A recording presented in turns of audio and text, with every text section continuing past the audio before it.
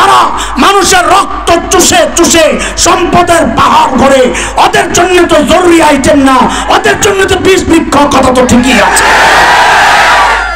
তুমি বিষ বৃক্ষ কও আর যাই কও, মাদ্রাসার বিরুদ্ধে আঙুল তুলবা, চোখ তুলবা, খবরদার, সাবধান, এটা আমাদের অস্তিত্বের প্রশ্ন। কথা বলেন, কথা বলেন। আমাদের গায়ে আঘাত আসে আমরা সহ্য করি, মাথায় আঘাত দাও সহ্য করি, কিন্তু গলাটা কাটতে আসলে সহ্য করব না। আমাদের ডালা কাটো আমরা কিচ্ছু বলি না, আমাদের পাতা ছিল কিচ্ছু বলি না।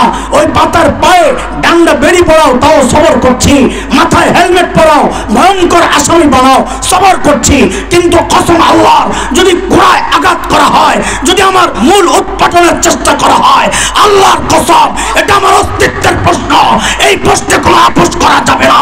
জীবন দিতে হলে জীবন দিতে প্রস্তুত থাকতে হবে।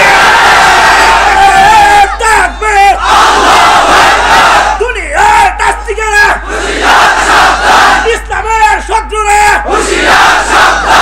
হাদিসের শত্রুরে হক্কানি।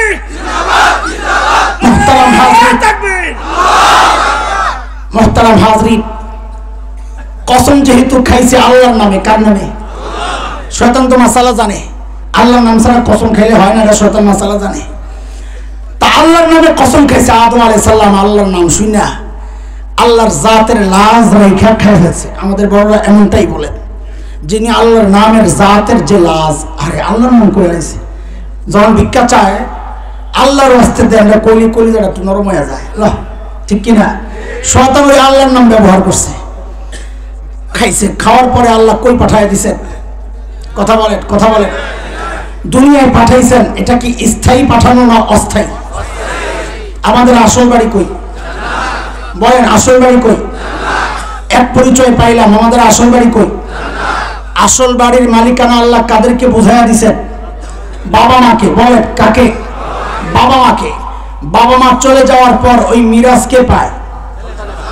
সন্তান পায়। কে পায়? তো আমার বাবা মা নেওয়ার পর আমরা জান্নাতের মিরাজ পাবো না?